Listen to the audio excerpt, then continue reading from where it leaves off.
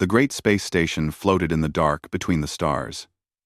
It was bigger than most cities, made of white metal that glowed with soft light.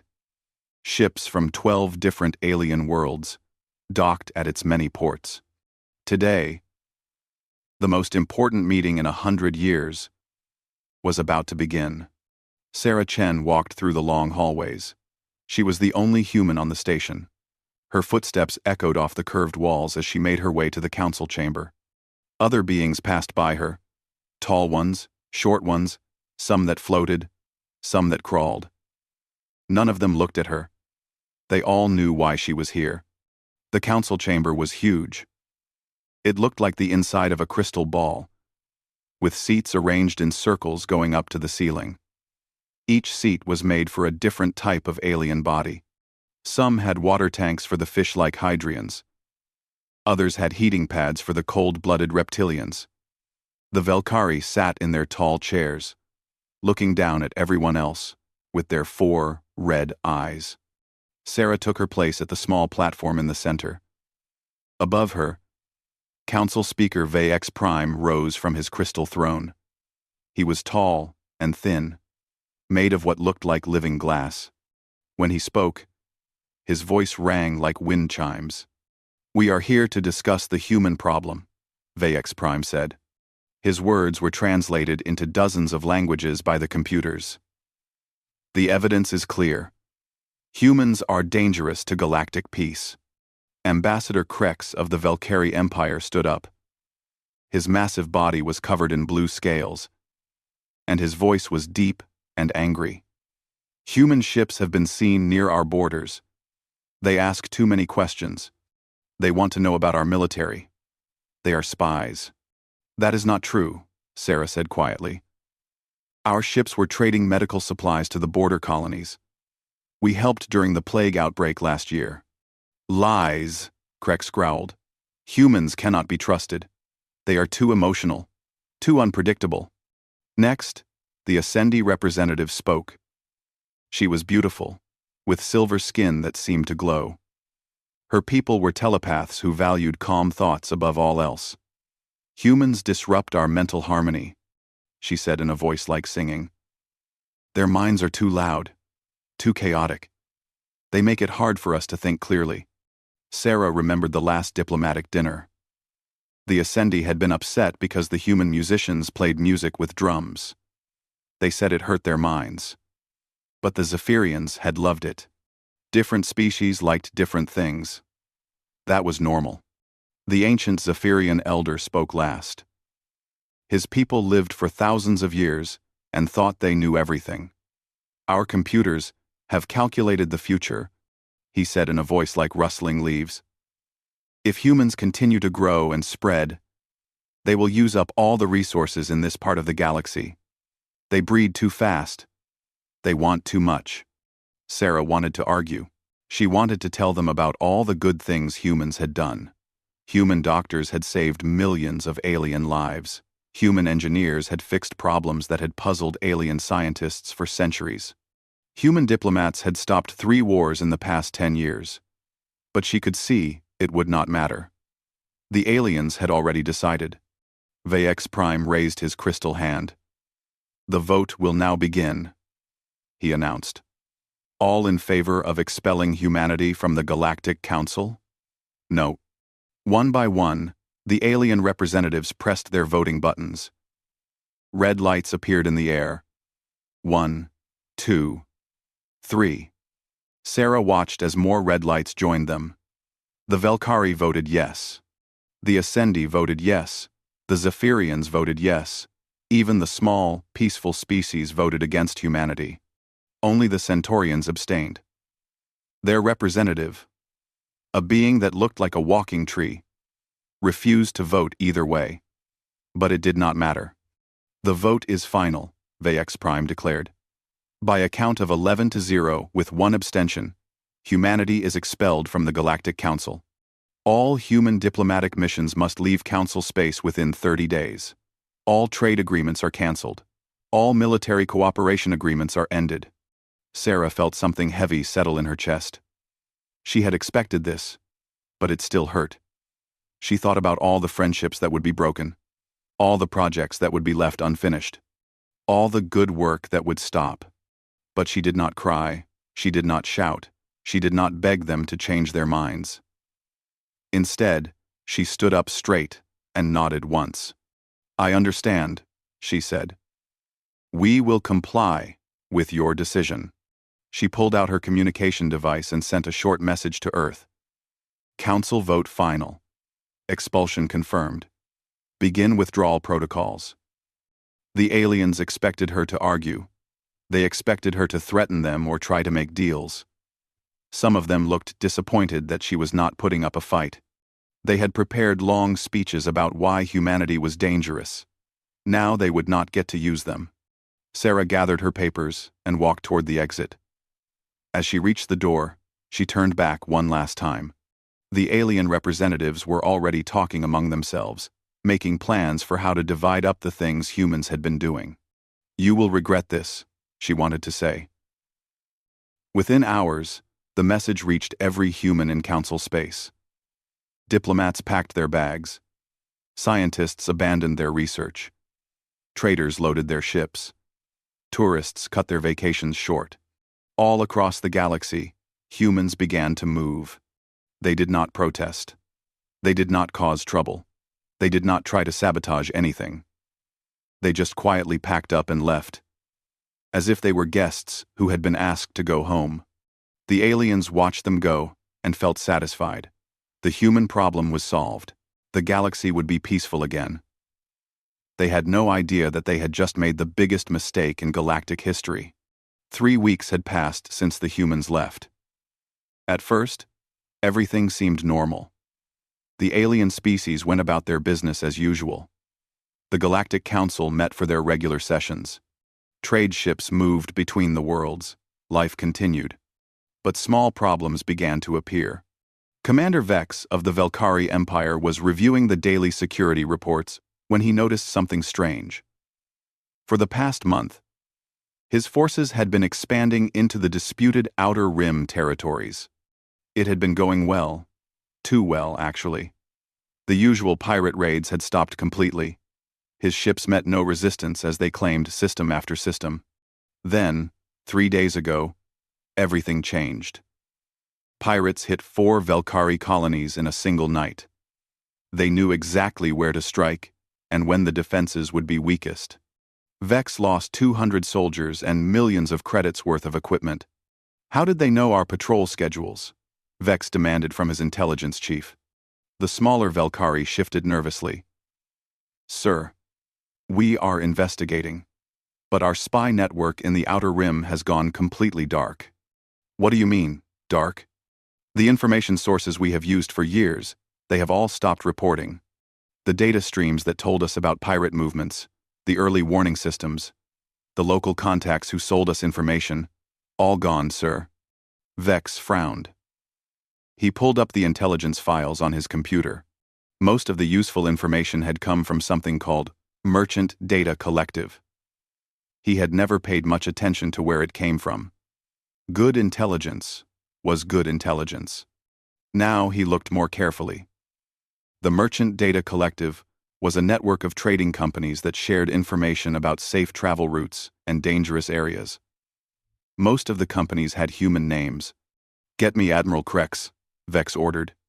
Meanwhile, on the industrial world of Torax 7, Chief Engineer Grix was having his own problems. The massive mining machines that dug precious metals from the planet's core had started breaking down. These machines were the pride of Zephyrian technology, but lately they had been acting strangely. The gravity manipulators that lifted tons of rock were losing power. The quantum drills that could cut through any material were becoming dull. The automated systems that managed the entire operation were making errors. "What is wrong with Machine 7?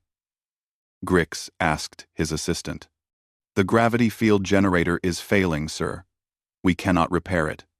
"Why not?" "We have been maintaining these machines for 50 years. "That is the problem, sir. We have the maintenance manual, but it only tells us how to replace parts. It does not tell us how the parts work, and we cannot get replacement parts anymore." Grix looked at the technical specifications. The gravity manipulator was built with Zephyrian materials, but the design was something called Chen Nakamura field theory. The licensing agreement for the technology had been with Terra Industries, a human company. "Contact the human company," Grix ordered. "Tell them we need new parts." "Sir," his assistant said quietly, "the humans are gone. The licensing agreement was cancelled when they were expelled from the Council." On the beautiful world of Serenity Prime, the Ascendi were facing their own crisis. Their great meditation chambers had always been perfect places for telepathic communication. The acoustic design created harmonic frequencies that helped their minds connect across vast distances. But now the chambers felt wrong. The sounds were harsh and discordant. Master Keely Andros tried to meditate, but found her thoughts scattered and confused. "The harmonic resonance is failing," reported her student. "The frequencies are off by 0.3%. "That should not matter," Andros said. "Our ancestors built these chambers to last forever." "That is true, Master. But the acoustic calculations were refined 50 years ago by human engineers. They made small adjustments that improved the resonance by 23%. Now those adjustments are failing, and we do not know how to fix them." Andros felt a chill. "Show me the engineering reports." The files revealed the truth. Humans had not just made small improvements. They had redesigned the entire acoustic system using something called quantum sound wave manipulation. The Ascendi had been so focused on the spiritual aspects of their meditation that they had never bothered to understand the science behind it. But the worst crisis was happening on New Ceres, an agricultural world that fed billions of people across 12 systems. A solar flare from the local star had damaged the planet's weather control satellites. It was an emergency, but not an unusual one. The Galactic Emergency Response Network was designed to handle exactly this type of disaster. Director Quinn, a methodical being from the bureaucratic Tolan species, activated the emergency protocols. But something was wrong. The response was slow and confused. Ships were sent to the wrong coordinates. Relief supplies were loaded incorrectly. Communication between different rescue teams broke down completely. "Why is everything taking so long?" Quinn demanded. "Sir, we are having trouble with the coordination software," his aide explained. "The system keeps asking for authorization codes that we do not have." "What authorization codes?" "Human authorization codes, sir. It appears that the emergency response system was integrated with human logistics software 3 years ago. The humans were designated as primary coordinators for major disasters because they were good at managing complex operations under pressure." Quinn stared at his computer screen. The emergency response network was supposed to react within 6 hours. It had been 18 hours, and they were still trying to organize the basic rescue mission. On New Ceres, the damaged weather satellites caused massive storms. Crops that could have been saved with quick action were destroyed by floods and high winds. Millions of people faced starvation because the help arrived too late. These small problems happened all across Council space. Computer networks ran slowly because human technicians were no longer maintaining the connection protocols. Medical databases gave wrong information because human doctors were no longer updating the treatment algorithms. Banking systems made errors because human mathematicians were no longer checking the calculation software. Each problem seemed small by itself. But together, they created a pattern that worried the smarter alien leaders. Council Speaker Vex Prime received reports about all these issues, but he dismissed them as temporary adjustment problems. "Every change causes some disruption," he told his advisors. "The galaxy will adapt. We are better off without the unpredictable humans." But deep in the computer systems that ran galactic civilization, warning lights were starting to flash. The humans had not just been participants in the galactic community. They had been the glue that held everything together. And now, that glue was gone. 6 months after the humans left, the galaxy was falling apart. What had started as small problems had grown into major disasters. The Galactic Council called an emergency meeting, but this time it was not to discuss humanity. It was to discuss survival. Dr. Kethvar was the oldest and wisest economist among the Zephyrians. He had lived for over 2,000 years and had seen many crises. But as he looked at the data in front of him, even he felt afraid. "The numbers do not lie," he told the assembled council. His ancient voice shook with worry. "The galactic economy is collapsing. In 6 months, trade has dropped by 40%. 12 star systems have declared bankruptcy. 3 species have stopped responding to council communications entirely." The representatives shifted uncomfortably in their seats. They had all seen the problems in their own territories, but hearing the total scope was shocking. "How is this possible?" demanded Admiral Krex of the Velkari Empire. "We expelled only 1 species. There are thousands of species in the galaxy." Dr. Kethvar activated the holographic display. Charts and graphs filled the air above their heads. "That is what we thought too. But we were wrong. Let me show you what we have learned." The first chart showed trade routes. Look at this pattern. The red lines show profitable trade routes. The blue lines show unprofitable ones. 6 months ago, most routes were red. Now most are blue. Why? He changed the display. Here is the answer. The humans did not just trade goods. They created what they called secondary markets. They would buy low-value goods from small species and combine them into high-value products. They would find new uses for waste materials. They made it possible for tiny colonies to compete with major industrial worlds. Ambassador Taylor of the Centaurians spoke up. She had been the only one to abstain from the vote to expel humanity. "Give us an example." The farming world of Harvest Moon produced a grain that only reptilians could eat. The reptilians had enough grain already, so the price was very low.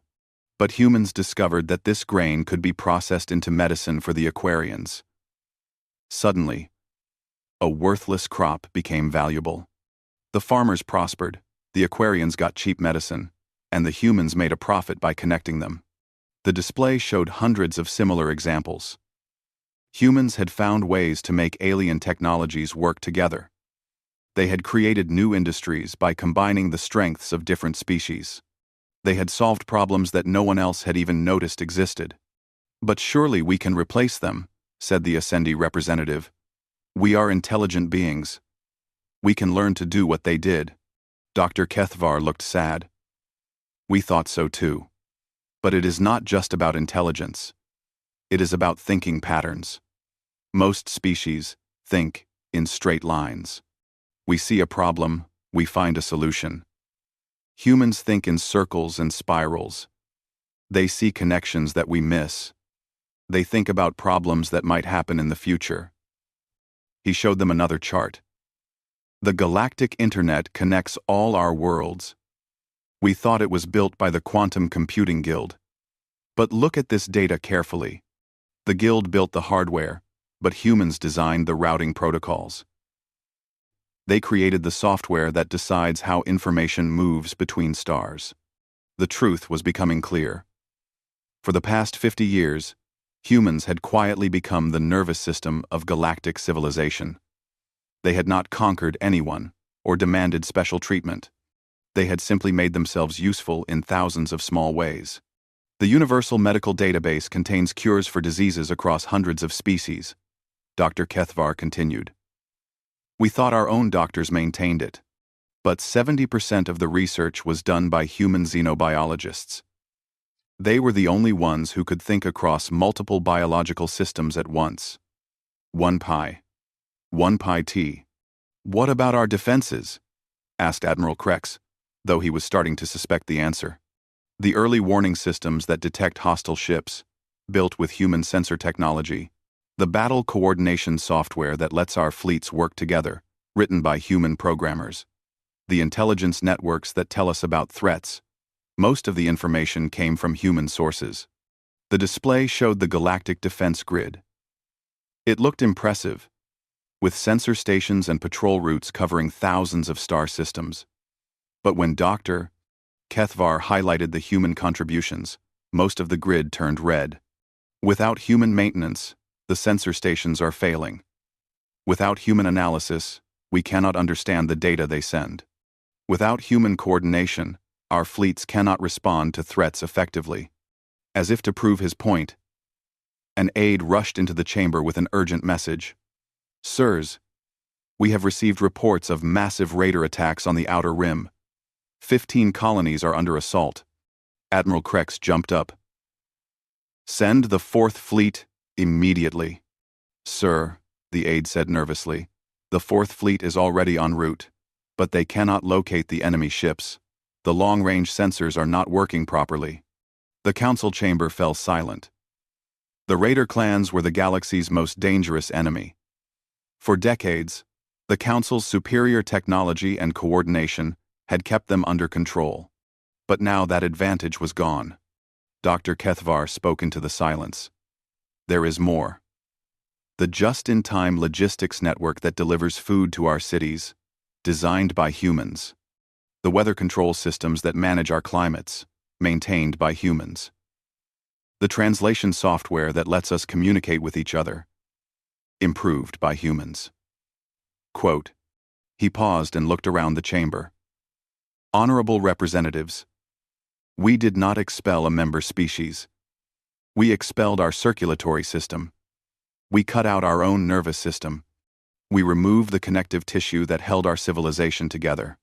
The Zephyrian elder, who had been so confident about his mathematical predictions, spoke in a trembling voice. How did we not see this? Out. Because they were humble. Dr. Kethvar replied. They did not boast about their contributions. They did not demand credit. They simply did the work that needed to be done. We saw them as junior partners, learning from us. But in reality, we had become dependent on them. Ambassador Taylor stood up. What do we do now? We must contact Earth immediately, Dr. Kethvar said. We must admit our mistake and ask them to return. But even as he said it, he wondered if it was too late. The humans had left quietly and without protest. Would they be willing to come back and fix the mess that the Council had created? Or had the galaxy lost its only hope for survival? Outside the station's windows, the stars looked the same as always. But the space between them seemed darker now, full of dangers that could no longer be seen coming. The emergency session had ended, but the crisis was just beginning. All across Council space, the situation was getting worse by the day. The raider attacks were spreading. Trade had nearly stopped, and several worlds were reporting food shortages. The Council had to act fast. Council Speaker Vax Prime called together his most trusted advisors. We need to contact Earth immediately, he declared. Send our best diplomats. Sir, his aide said carefully. Who should we send? The humans always respected Ambassador Kaliandros of the Ascendi. Her telepathic abilities make her very persuasive. Within days, a Council diplomatic ship was speeding toward the Sol system. Ambassador Kaliandros had been given broad authority to negotiate humanity's return. She could offer trade deals, technology exchanges, even Council leadership positions. Whatever it took to bring the humans back. But as her ship approached Earth's solar system, she saw something that made her very nervous. Human ships were everywhere, not just around Earth, but throughout the entire system. They were building something huge near Jupiter, and there were mining operations on asteroids that had never been touched before. Request permission to approach Earth, she ordered her pilot. The response came quickly, but it was not what she expected. Council ship, you are welcome to visit Earth. Please follow the navigation beacon to Luna Station. Ambassador Martinez will meet you there. Luna Station was new. It had not existed when the humans left Council space 8 months ago. Now it was a massive facility orbiting Earth's moon, easily as large as the Council's own headquarters. Hundreds of human ships docked there, and the energy readings suggested technology more advanced than anything the Council possessed. Ambassador Keliandros was escorted to a comfortable meeting room. The human who greeted her was a middle-aged woman with kind eyes but a firm handshake. "Welcome to Sol System," Ambassador Martinez said. "We were wondering when you would come." Keliandros tried to use her telepathic abilities to read the human's emotions, but something was blocking her. "Ambassador Martinez, I come with an urgent message from the Galactic Council. We have made a terrible mistake." "Have you?" Martinez replied calmly. "The Council realizes now that humanity was crucial to galactic civilization. We did not understand how much we depended on your people. The economy is collapsing. Our defenses are failing. We need your help." Martinez nodded thoughtfully. "That must be very difficult for you all." "The Council is prepared to make a generous offer," Keliandros continued. "Full membership restored immediately. Favorable trade agreements. Technology-sharing partnerships. We could even offer humanity a permanent seat on the Council leadership." "That is very kind," Martinez said. "But I am afraid our answer is no." Keliandros was shocked. She had expected the humans to be angry, maybe even demanding. But she had not expected a simple refusal. "Perhaps you need time to consider." "We have considered," Martinez interrupted gently. "For 8 months. We have been considering. We have decided that we are better off on our own." "But you cannot survive without galactic trade," Keliandros protested. "You need raw materials, advanced technology, cultural exchange." Martinez smiled. "Would you like to see what we have been building?" She led Keliandros to an observation deck. Through the transparent walls, the Ascendi could see the massive construction project near Jupiter. It looked like a city in space, but it was bigger than most planets. "We call it New Geneva," Martinez explained. "It will house 50 million humans and our most advanced research facilities. We are also building similar stations around other stars." "Other stars? But you cannot travel faster than light without the Council's jump gates." "Actually, we can." Martinez activated a display screen. 8 months ago, our scientists were forbidden to research quantum tunnel drives because the Council said they were too dangerous. Now that we are free to pursue our own research, we have made remarkable progress. The screen showed test data that made Keliandros gasp. The humans had not just developed faster than light travel, they had developed something better than the ancient jump gates. "We can now travel between stars in hours instead of weeks," Martinez continued. "We no longer need the gate network at all." Keliandros felt a chill. "What about AI research? Surely you still need Council oversight for that." "The Council banned advanced AI research after the Synthetic War 300 years ago," Martinez replied. "But we have developed something new. AI that cannot rebel because it shares human values from the beginning. Our computer systems are more advanced than anything in Council space." Through the window, Keliandros could see human ships, unlike any she had seen before. They moved with perfect coordination, as if controlled by a single mind. But there was no central command ship giving orders. "How are they coordinating so perfectly?" she asked. "Distributed AI networks," Martinez explained. "Each ship has its own intelligence, but they all share information instantly. It is like having 1,000 captains who can think as one when needed, but also act independently." The tour continued, and each new revelation made Keliandros more worried. The humans had developed energy sources more efficient than fusion power. They had created manufacturing systems that could build complex machines from raw materials in minutes. They had solved problems that had puzzled galactic science for centuries. "How did you advance so quickly?" Keliandros finally asked. Martinez looked thoughtful. "When we were part of the Council, we had to follow Council rules. We could not research dangerous technologies. We could not experiment with forbidden sciences. We had to cooperate with species who moved very slowly and carefully." She gestured toward Earth, hanging blue and white in space below them. "When you expelled us, you freed us from those limitations. We could finally pursue the research we had always wanted to do. We could take risks that the Council would never approve. And we could work at our own speed instead of waiting for consensus from 12 different species. But surely you need trade partners, Keliandros said desperately. You cannot build everything yourselves. We are not building everything ourselves, Martinez replied. Several species have asked to join our alliance. The Rigelian colonies were abandoned by the Council when their systems became too expensive to defend. They came to us for help. The Centaurians have opened formal trade negotiations. Even some individual members of Council species have asked for permission to emigrate to human space. Keliandros realized the true scope of the disaster. The humans had not just survived their expulsion, they had used it as an opportunity to build something better than the Council itself. What would it take for you to reconsider? She asked quietly. Martinez was silent for a long moment. Ambassador, 8 months ago, we would have done anything to stay in the Council. We valued our friendships with other species. We believed in galactic unity. 8-month 3. She turned to face the Ascendi directly. But you showed us what you really thought of us. You expelled us not because we did anything wrong, but because you feared what we might become.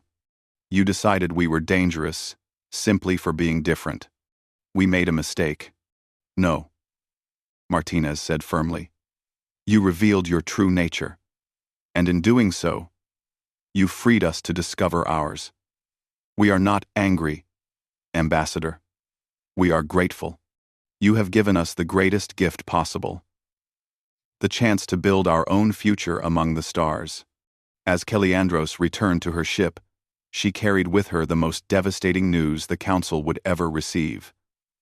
The humans were not coming back. They had moved beyond the need for galactic civilization. They were building something new, something better, and they were taking the best parts of the old galaxy with them. The Council had tried to remove what they saw as a threat.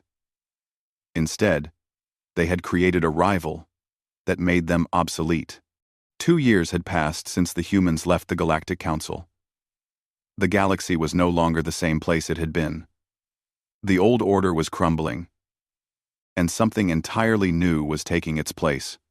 Council Speaker Vax Prime stood in his crystal chamber, looking out at the nearly empty docking bays.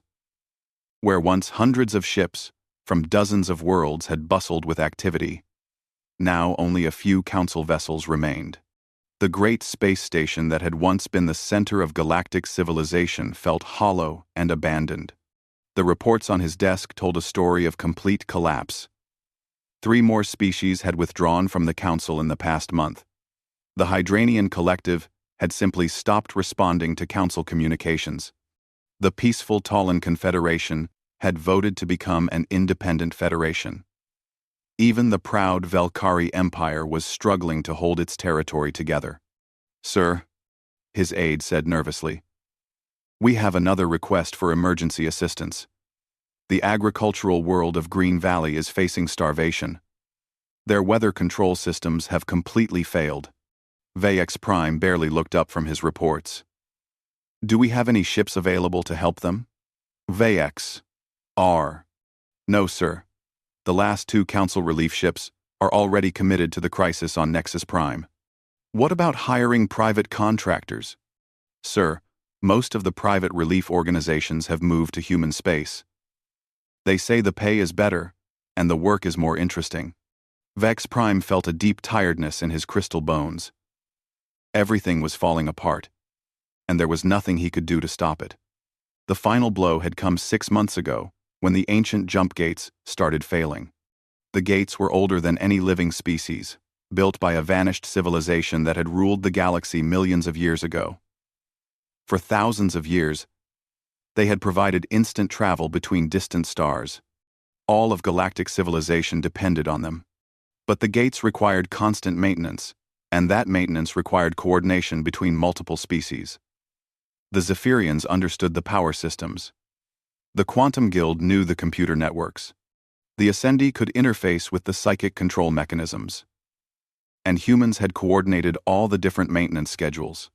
Without human oversight, the maintenance had become chaotic. Critical repairs were missed. Incompatible upgrades caused system conflicts. One by one, the gates began shutting down. "Sir," the aide continued, "we have received word that the gate to the outer rim has gone completely dark. That cuts off 12 star systems from the rest of the galaxy. Can they be reached by conventional faster-than-light drive?" Vox Prime asked, though he already knew the answer. "It would take 6 months each way, sir. By the time help arrives, it would be too late for anything." Vox Prime closed his eyes. 12 entire star systems, billions of beings, cut off from the rest of civilization. They would have to survive on their own, or die. But it was not just the failing gates. The raider clans had grown bolder with each passing month. Without the integrated defense network that humans had maintained, Council forces were always one step behind. Pirates struck mining colonies and disappeared before help could arrive. Trade ships traveled in armed convoys, but even that was not always enough. "What is the latest report from Admiral Krex?" Vox Prime asked. "The Admiral sends his regrets, sir. The Velkari 4th Fleet was ambushed while responding to a distress call. It was a trap. The Admiral was killed, and only 3 ships escaped." Vox Prime felt something crack inside his crystal heart. Admiral Krex had been a proud warrior, the finest military mind of his generation. If the raiders could destroy him, they could destroy anyone. Meanwhile, in another part of the galaxy, the human ship Times, New Horizon Times, dropped out of quantum tunnel space near the abandoned world of Kepler 438b. The planet had been evacuated 3 months ago when the local jump gate failed, cutting it off from all trade routes. Captain Elena Vasquez looked at her sensor readings. 15 million refugees still on the surface, she reported to her crew. They have enough food for maybe 2 more weeks. "Can we evacuate them all?" asked her first officer. "Not in one trip," Elena replied. "But we can start immediately and call for more ships." She activated the ship's communication system. "This is Captain Vasquez of the Independent Human Alliance, Ship Times, New Horizon **. We are here to offer assistance to any beings who wish to relocate to safer worlds." The response came quickly, filled with desperate hope. "Human ship, this is Governor Tlex of Kepler 438b. We thought we were going to die here. The Council has not responded to our calls for help." "The Council is having their own problems," Elena said gently. "But we are here now. We have space for 10,000 refugees on this ship, and more ships are already on their way." This scene was repeated dozens of times across the galaxy. Wherever the old Council structure failed, human ships appeared with aid and opportunities. They did not come as conquerors or rulers. They came as rescuers and partners. The Independent Human Alliance had grown far beyond just humans. Refugee species from failed Council worlds had joined freely. Scientists and engineers who wanted to pursue advanced research had emigrated to human space. Even individual members of Council species had asked to be relocated to human colonies. The Alliance did not demand loyalty or tribute. They asked only that new members contribute their skills and knowledge to the common good. In return, they received access to technology more advanced than anything the old Council had possessed. On Earth, President Martinez stood in her office looking at a holographic map of the galaxy. Green dots marked Alliance territories. Red dots marked areas of crisis and collapse. Yellow dots marked neutral zones where old and new civilizations met. "The Centaurian Coalition has officially requested full membership," her aide reported. "That would bring our total member species to 47. "What about the refugee situation?" Martinez asked. "We have successfully relocated 12 million beings from failed Council worlds to new homes. The integration programs are working well. Most refugees report higher living standards and better opportunities than they had before." Martinez nodded. "And our exploration programs? The deep space missions have identified 43 new habitable worlds beyond the old Council boundaries. Colony ships are already en route, to the most promising locations. Through her window, Martinez could see the construction yards where humanity's newest ships were being built. These were not just human designs, but collaborative efforts that combined the best ideas from dozens of species. Centaurian biotechnology merged with human engineering. Zephyrian mathematics improved by human intuition. Ascendi meditation techniques enhanced by human psychology. A communication alert chimed. Madam President, we have an incoming message from the Galactic Council. It is marked urgent. Martinez sighed. She could guess what it would say. Put it through. The familiar crystal form of VX Prime appeared on her screen. He looked older and more fragile than she remembered. President Martinez, I come to you with a final request. The Council is prepared to dissolve itself and transfer all authority to human leadership. We ask only that you help us maintain basic order in the galaxy. Martinez felt no satisfaction in seeing her former persecutor so humbled. Speaker VX Prime, I appreciate your offer, but we have no interest in ruling over the species that expelled us. Then what do you want? VX Prime asked desperately. We want to build something better. Martinez replied simply. The old galaxy was based on fear and hierarchy. Species competed instead of cooperating. Knowledge was hoarded instead of shared. The strong dominated the weak. She gestured toward the stars beyond her window. We are building a different kind of civilization. One based on voluntary cooperation, where each species contributes what it does best, where knowledge belongs to everyone, where the strong help the weak become stronger. You are welcome to join us, she continued. Any individual, any world, any species that wants to be part of something better. But we will not simply take over the old system and try to make it work.